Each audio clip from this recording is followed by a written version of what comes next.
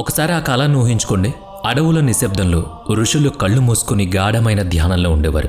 అప్పుడు చరవాణి లేదు, అంటే ఫోన్. అంతర్జాలం లేదు, అంటే ఇంటర్నెట్. ఎలాంటి బాహ్య ప్రపంచపు శబ్దాలు లేవు, అంటే busy busy horns, vehicle sounds.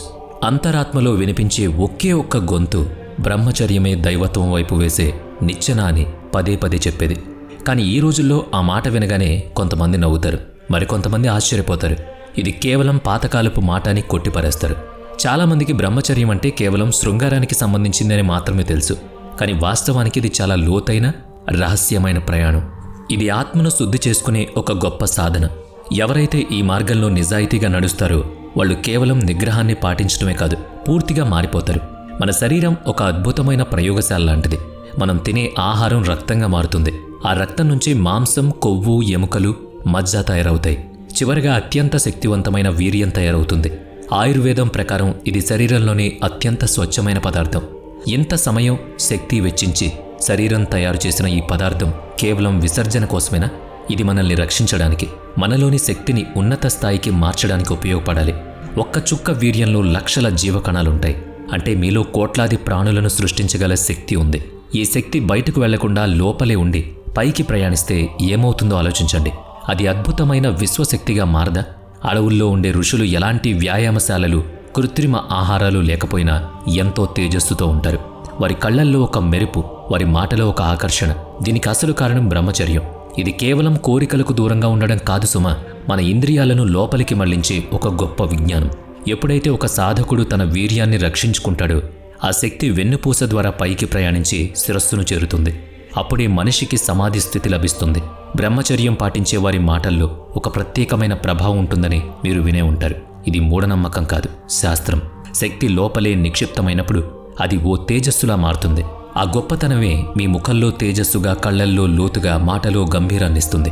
మీరు ఇలాంటి అరుదైన విషయాలు ఇంకా తెలుసుకోవాలనుకుంటే ఖచ్చితంగా మాకు మద్దతివ్వండి. ఈనాటి సమాజం మన కోరికలను అణుచుకోవద్దు, స్వేచ్ఛగా జీవించండి అని చెబుతోంది. కానీ బాహ్య సుఖాల వల్ల నిజమైన శక్తి ఎప్పుడూ రాదు. మన కోరికలను ఎప్పుడైతే మన ఆధీనంలో ఉంచుకోగలుగుతామో అప్పుడే అసలైన బలం. కోరికలను అణచివేయడం కాదు, దాన్ని కరుణగా మార్చుకోవాలి. కోరికలను చంపడం కాదు, వాటిని ధ్యానంగా మార్చుకోవాలి.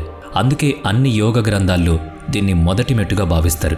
పతంజలి యోగ సూత్రాల ప్రకారం బ్రహ్మచర్యం వల్ల వీర్యశక్తి రూపాంతరం చెందుతుంది. ఇది కేవలం శారీరక బలం మాత్రమే కాదు, మానసిక మరియు ఆధ్యాత్మిక బలాన్నిస్తుంది. సాధారణ మనిషి కేవలం మనసుతో కోరికలను ఊహించుకుంటాడు. శరీరం దాన్ని గుడ్డిగా అనుసరిస్తుంది. కానీ ఒక నిజమైన సాధకుడు అన్నీ చూస్తాడు, కానీ దేనికి ఆకర్షితుడు కాడు. అతని మనసులో ఆలోచనలుంటాయి, కానీ అవి ఎప్పుడూ అతని నియంత్రణలో ఉంటాయి. అతని శరీరం అతని ఆత్మ చెప్పిన ఆజ్ఞలను మాత్రమే పాటిస్తుంది. ఇదే నిజమైన బ్రహ్మచారి లక్షణం. మరి అందరూ ఈ బ్రహ్మచర్యాన్ని పాటించగలరా అనే ప్రశ్న రావచ్చు. దానికి సమాధానం అవును. కానీ ఆ దారి అంత సులభం కాదు. ఇది బాధ్యత నుంచి పారిపోవడం కాదు, ఇది ఒక అంతర్యుద్ధం లాంటిది. ప్రతి రాత్రి మీకు రకరకాల ఆలోచనలు పుట్టుకొస్తాయి. ప్రతి పగలు వ్యామోహం కలుగుతుంది. ఒకసారి చూద్దాం అని మనసు లాగుతుంది. సరిగ్గా ఆ క్షణంలో నేను ఒక సాధకుణ్ణి, నేను దీనికి లొంగను అని గట్టిగా చెప్పాలి, పోరాడాలి. బ్రహ్మచర్యం అంటే త్యాగం చేయడం కాదు, అది అత్యున్నతమైన స్థాయికి చేరుకోవడం, దానికి చేసే ప్రయాణం. ఒక ప్రయోగశాలను ఊహించుకోండి. అక్కడ నరాల నిపుణులు, వైద్యులు, హార్మోన్ నిపుణులు అత్యాధునిక యంత్రాలతో సిద్ధంగా ఉంటారు.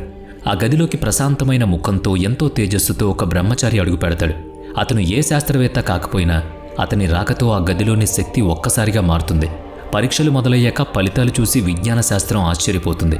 కేవలం 7 రోజులు వీర్యాన్ని రక్షించుకుంటే శరీరంలో టెస్టోస్టెరాన్ స్థాయిలు ఏకంగా 145% పెరుగుతాయి. ఇది నేను చెప్పే మాట కాదు, శాస్త్రం చెప్పింది, ప్రయోగశాలలు నిరూపించింది. ఇది కేవలం పుస్తకాల్లో రాసిన మాట కాదు, ఇది నిరూపించబడిన సత్యం. కేవలం 7 రోజులే ఇలా ఉంటే నెలలు లేదా సంవత్సరాల తరబడి ఈ శక్తిని కాపాడుకునే వారి పరిస్థితి ఎలా ఉంటుంది? శరీరంలో ప్రవహించే ఈ శక్తి కేవలం ఒక జీవద్రవం కాదు, ఇది మన ఆలోచనలను, చైతన్యాన్ని గొప్ప దిశకు చేరుస్తుంది. డోపమైన్ మోతాదు మించినప్పుడు మెదడు తన నియంత్రణను కోల్పోతుంది, ఏకాగ్రత దెబ్బతింటుంది. దీనివల్ల మనిషిలో బలహీనత, చిరాకు, ఆత్మవిశ్వాసం తగ్గడం వంటివి జరుగుతాయి. బ్రహ్మచర్యం ఈ డోపమైన్ వృధాను అడ్డుకుంటుంది. సుఖం వైపు పరిగెత్తే మనసును లక్ష్యం వైపు మళ్లిస్తుంది. అందుకే బ్రహ్మచారి కళ్ళు నిలకడగా, ముఖం ఎంతో తేజస్సుగా ఉంటాయి. వారి నాడీ వ్యవస్థ చాలా ప్రభావవంతంగా ఉంటుంది. శరీరం పైకి ప్రయాణించినప్పుడు ఆ కామశక్తి గొప్ప మేధోశక్తిగా మారుతుంది. అప్పుడు పుస్తకాలు చదవడానికి, ధ్యానం చేయడానికి, కొత్తవి సృష్టించడానికి ఆ శక్తి ఉపయోగపడుతుంది. స్వామి వివేకానంద అమెరికా వెళ్ళినప్పుడు శాస్త్రవేత్తలు ఆయన శరీరంలోని అయస్కాంత తరంగాలను కొలవడానికి ప్రయత్నించారు. ఒక సాధారణ వ్యక్తి కంటే ఆయనలో ఎంతో ఎక్కువ ప్రకంపనలు ఉండడం చూసి ఆశ్చర్యపోయారు. దీనికి కారణం ఆయన జీవితాంతం పాటించిన బ్రహ్మచర్యం. ఆయన తన వీర్యాన్ని ఓజస్సుగా, ఓజస్సును తపస్సుగా, తపస్సును వాక్కుగా మార్చుకున్నారు. అందుకే ఆయన మాటలు అంత శక్తివంతం. ఆ మాటలు ఇప్పటికీ కూడా మనకు ఆదర్శం.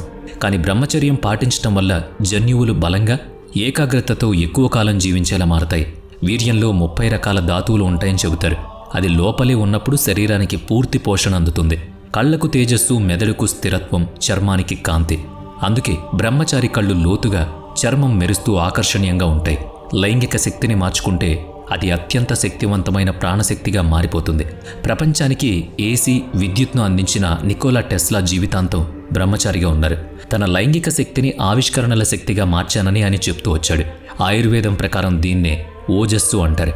వీర్య రక్షణ వల్ల పుట్టిన ఓజస్సు శరీరానికి తపస్సును, మనసుకు బలాన్ని, ఆత్మకు వెలుగును ఇస్తుంది. కోరికలను జయించి ఆ శక్తిని లోపలికి మళ్లించడమే నిజమైన శాస్త్రీయ బ్రహ్మచర్యం. ఇప్పుడు మనం గురువులు, తీవ్రమైన సాధకులు మాత్రమే చర్చించుకునే రహస్యంలోకి వెళదాం. వేల సంవత్సరాలుగా యోగా మనిషి వెన్నెముక అడుగు భాగంలో, మూలాధారంలో మూలాలను చుట్టుకుని ఒక శక్తి నిద్రపోతూ ఉంటుంది. దీన్నే కుండలిని అంటారు. సాధారణ స్థితిలో ఇది బూడిద కింద నిప్పులా తాగుంటుంది, అంటే నివురుగప్పిన నిప్పు. సాధకుడు బ్రహ్మచర్యమనే అగ్నిలో తపస్సు చేసినప్పుడు మాత్రమే ఈ శక్తి మేల్కొంటుంది. దీనికి సంయమనం, ధ్యానం, నాడీశుద్ధితో పాటు వీర్య రక్షణ చాలా ముఖ్యం. కిందకు జారిపోతే శారీరక సుఖాన్నిచ్చే శక్తే పైకి లేస్తే ఆధ్యాత్మిక వెలుగ్గా మారుతుంది. మీ శరీరాన్ని ఒక ఊర్ధ్వముఖంగా ప్రవహించే జలపాతంలా ఊహించుకోండి. మూలాధారం నుంచి తల పైభాగం వరకు 7 చక్రాలు, అంటే 7 ద్వారాలుంటాయి. ఒక్కో చక్రం దాటుతున్న కొద్దీ కొత్త చైతన్యం. మూలాధారం ఉనికిని, స్వాధిష్టానం భావోద్వేగాలను, మణిపూర సంకల్ప బలాన్ని సూచిస్తాయి. అలాగే అనాహత ప్రేమను, విశుద్ధి సత్యాన్ని, ఆజ్ఞాచక్రం అంతర్జ్ఞానాన్ని, సహస్రారం విశ్వ ఐక్యతను ఇస్తాయి. బ్రహ్మచర్యం వల్ల వీర్యం కిందకు పోకుండా ఈ మార్గంలోనే పైకి వెళుతుంది. ఈ ప్రయాణాన్ని శక్తి రూపాంతరం అని పిలుస్తారు. ఎప్పుడైతే ఒక సాధకుడు తన కామశక్తిని ఇచ్ఛాశక్తిగా, ఇచ్ఛాశక్తిని ధ్యానశక్తిగా, చివరిగా ధ్యానశక్తిని ఆత్మశక్తిగా మార్చుకుంటాడో అప్పుడే అది సాధ్యమవుతుంది. చాలామంది బ్రహ్మచర్యం అంటే కేవలం నిగ్రహం మాత్రమే అనుకుంటారు. కానీ నిజమైన బ్రహ్మచర్యం అంటే ఆ శక్తి లోపల మేల్కొని ఆజ్ఞాచక్రం వరకు ప్రయాణించడం. అప్పుడే మనిషికి ఆత్మదర్శనం కలుగుతుంది. విశ్వం నుంచి వచ్చే సంకేతాలు అర్థమవుతాయి. కాలానికి అతీతమైన ఒక స్థితిని అనుభవిస్తాయి. యోగ నిద్ర, తంత్ర గ్రంథాలు ఇదే విషయాన్ని చెబుతున్నాయి. వీర్యం వృధా కాకుండా లోపలే పైకి లేచినప్పుడు అది అమృతంగా మారుతుంది. అప్పుడు సాధకుడు కేవలం శరీరం కాదు, స్వచ్ఛమైన చైతన్యంగా మారిపోతాడు. ఇక్కడే నాడీ వ్యవస్థ గురించి తెలుసుకోవాలి. మన శరీరంలో ఇడా, పింగళ, సుషుమ్న అనే 3 ప్రధాన నాడులుంటాయి. ఇడా నాడి శాంతిని, స్త్రీతత్వాన్ని సూచిస్తే పింగళ నాడి శక్తిని, పౌరుషాన్ని సూచిస్తుంది. వెన్నెముక మధ్యలో ఉండే సుషుమ్న నాడి బ్రహ్మచర్యం లేనిదే పనిచేయదు. శక్తిని వృధా చేయకుండా ధ్యానంతో మనసును గెలుచుకున్నప్పుడు నెమ్మదిగా సుషుమ్న నాడి మేల్కొంటుంది. కుండలిని శక్తిని తాకినవాడు కాలాన్ని ఆపగలడని, మృత్యువును జయించగలడని యోగులు చెబుతారు. ఇది కేవలం కల్పన కాదు.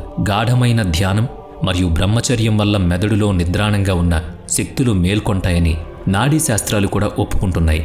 తంత్రశాస్త్రం ప్రకారం వీర్య రక్షణ వల్ల ఓజస్సు, దానివల్ల తేజస్సు, తపస్సు, సిద్ధి, చివరిగా దైవత్వం లభిస్తాయి. ఇది ఆత్మ తన మూలాన్ని వెతుక్కుంటూ చేసే తిరుగు ప్రయాణం. శక్తి కిందకు పడకుండా పైకి లేచినప్పుడు అది దైవత్వాన్ని తాకుతుంది. ఇప్పుడు మరొక రహస్య మంత్ర సాధన చేద్దాం. ధ్వని అనేది కేవలం శబ్దం కాదు, అది ఒక శక్తి ప్రకంపన. ఈ ప్రకంపనలను అదుపులో ఉంచుకోవడానికి పూర్వీకులు బీజాక్షరాలను కనుగొన్నారు. ఓం, హ్రీం, క్లీం, శ్రీం ఇవి బీజ మంత్రాలు. ఒక్కో చక్రాన్ని మేల్కొలుపుతాయివి. బ్రహ్మచారి తన శక్తిని ఈ మంత్రాలతో జోడించినప్పుడు చైతన్యం వినిపిస్తుంది. విశ్వంలో అనుసంధానం ఏర్పడుతుంది. చివరగా వచ్చేది ధ్యానం. అన్ని పద్ధతులు సఫలమయ్యాక సాధకుడు ధ్యానంలోకి వెళతాడు. ఇది కోరికలను దహించే అగ్ని లాంటిది. ఇందులో మనసు కరిగి ఆత్మ ప్రకాశిస్తుంది. దక్షిణ భారతదేశంలోని ఒక ఆశ్రమానికి 16 ఏళ్ల బాలుడొచ్చాడు. నాకు బ్రహ్మజ్ఞానం కావాలని అడిగాడు. గురువు అతన్ని బ్రహ్మచర్యం పాటిస్తావని అడిగి 12 ఏళ్ల పాటు మౌనంగా ఉంటూ తక్కువ ఆహారం తీసుకుంటూ వీర్యాన్ని రక్షించుకోమని చెప్పాడు. 12 ఏళ్ల తర్వాత ఆ యువకుడు తిరిగొచ్చినప్పుడు అతని ముఖం తపస్విలా వెలిగిపోతోంది. అతని నోటి నుంచి మాటలు కాక శక్తి వెలువడుతోంది. ఆ బాలుడే తర్వాతి కాలంలో మహాయోగి రామలింగ స్వామిగా మారాడు. ఆయన మరణం లేకుండానే తన శరీరాన్ని కాంతిలో విలీనం చేసుకున్నాడు. ఇది కేవలం సాధువులకేనా అంటే కాదు. జీవితంలో శక్తిని, సృజనాత్మకతను కోరుకునే ప్రతి ఒక్కరికి ఇది సాధ్యమే. మీరు బ్రహ్మచర్యాన్ని పూర్తిగా ఆకళింపు చేసుకున్నప్పుడు ఈ విశ్వం మీకు తలగ్గుతుంది. మీ సంకల్పంలో ఎంత శక్తి వస్తుందంటే దాన్ని మీరు కూడా నమ్మలేరు. బ్రహ్మచర్యం వల్ల మెదడు ఆల్ఫా మరియు తీటా తరంగాల దిశలోకి వెళుతుంది. ఇక్కడే విశ్వం మనస్సుతో అనుసంధానం మొదలవుతుంది. అప్పుడు మీరు ఏం ఆలోచిస్తే విశ్వం దాన్ని వింటుంది. ఆకర్షణ సిద్ధాంతానికి అసలు మూలం ఇదే. వీడియో నచ్చితే లైక్ చేయండి, షేర్ చేయండి. ఇప్పటి వరకు మన ఛానల్ని సబ్స్క్రైబ్ చేయనట్లయితే ఇప్పుడే సబ్స్క్రైబ్ చేసుకుని పక్కనే ఉన్న బెల్ ఐకాన్పై క్లిక్ చేయండి. నెక్స్ట్ వీడియోలో మళ్ళీ కలుద్దాం. Thanks for watching.